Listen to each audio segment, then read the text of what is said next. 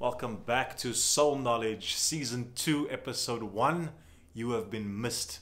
I am Bernie, the sneaker evangelist, and we hit the ground running hard with this sneaker over here, the Nike Mag.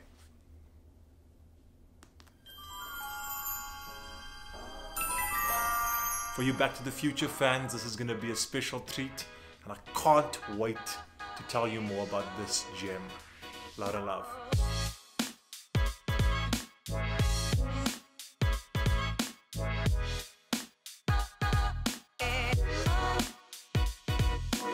Season 2 will deliver. We've spent a lot of time looking at some great stories, and there's a lot to look forward to and there's a lot to learn. But as an evangelist, it's important that once the message is landed, that I create more evangelists like yourselves. So thanks for always watching, supporting, subscribing, but most importantly, share this message. Get the message out there so that other folk too can learn about the matters of the soul. To our newcomers out there, at the end of every single episode, we show one sneaker for 1 second. And it's up to you to see if you have the ability to guess that sneaker. So let's see how you'll do for this season. The Nike Mag makes its first appearance in the 1989 Hollywood blockbuster trilogy, Back to the Future. Now it's set in the year 1985, which is the present time. And in every single movie, the lead character played by Michael J. Fox, Marty McFly, travels to a different period in time. In the first movie, he travels to the year 1955. In the second movie, he travels to the future, to the year 2015. And in the third movie, he travels to 1885, where he ends up in the Wild West. Now, it is in the second movie, Back to the Future 2, where Marty travels to the year 2015, and he fits on a pair of sneakers. This is the scene that captivated all of us. Power laces, all right.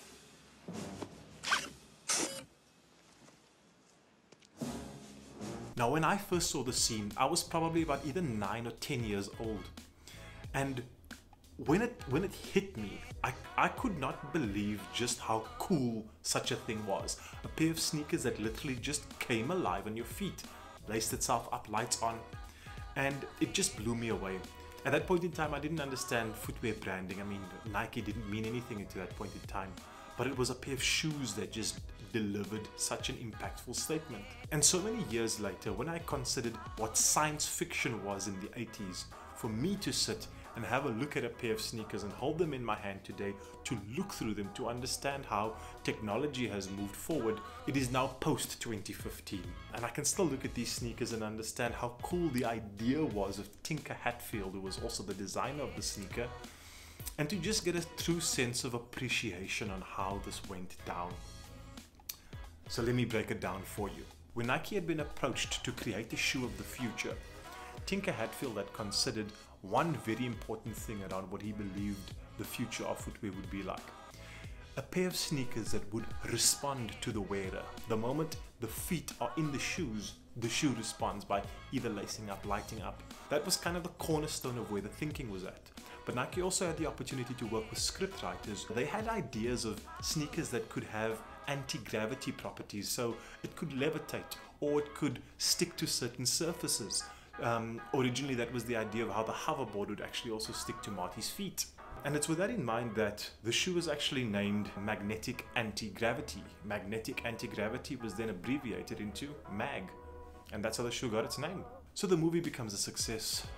Nike is solidified in popular culture as a footwear innovator, even through the lens of science fiction. In the early 2000s, people start writing petitions to Nike to say, think about creating this sneaker, you've got to create it, you got to make it. I mean, one of these petitions even hit my desk. I saw it, I signed it, and I said, absolutely Nike, you've got to make these sneakers. So guys, it's a pleasure. But in the year 2005, Nike decides to actually start working on the prototype for the mags. So Tinker Hatfield approaches a footwear developer, Tiffany Beers, and the two of them start working on the project, which reaches its first landmark in the year 2011 when the first mag goes to market. So this version that you're looking at right now is the 2011 version. Nike also added to the narrative of the Back to the Future story by creating a scene where Doc Brown goes into a sneaker store looking for a pair of mags, but it turns out that he arrived in the incorrect year. He arrived in the year 2011 where he should have been in the year 2015, and even one of the sales assistants in the store happens to be Tinker Hatfield himself. The major feature that it did not have was power laces.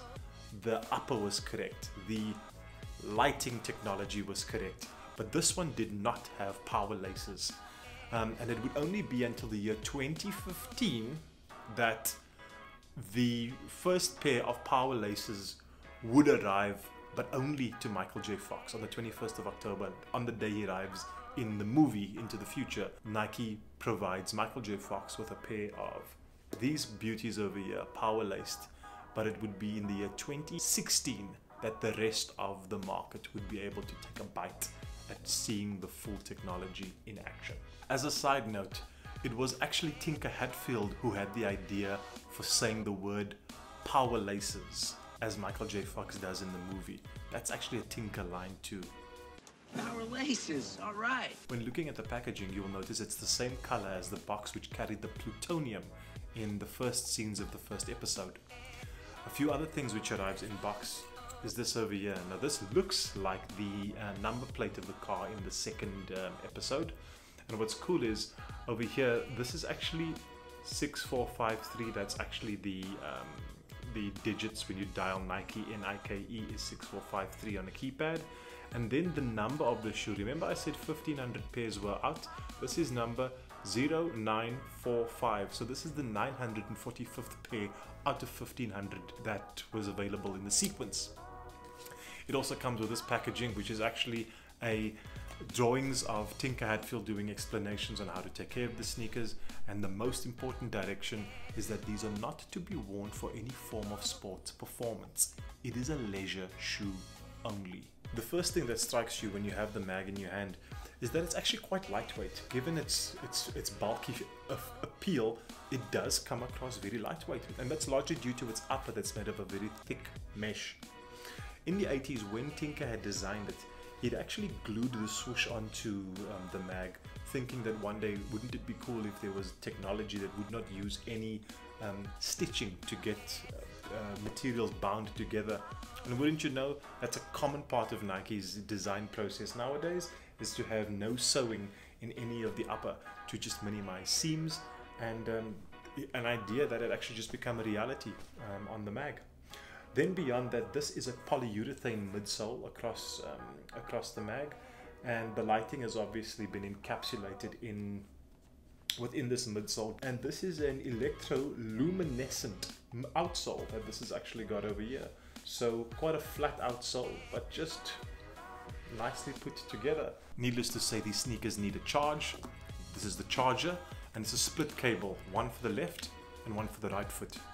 These then plug into the rear, just over there, and that's how it goes. And in terms of switching it on, this one is quite cool because the button is very hidden over here. You don't see it, it just works.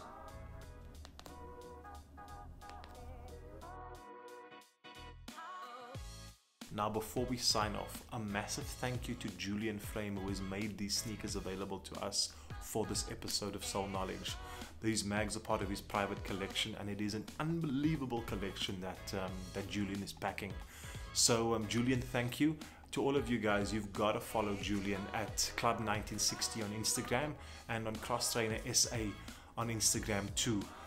Definitely worth a follow. He's got a lot to share, and there's something else that he's also shared with us for this season as well, so stay tuned. It's a really special sneaker, and we can even call it a sequel to what I've been showing you today. So Julian, as always, we appreciate you, and for everybody else, one sneaker in 1 second. Let's stay in there.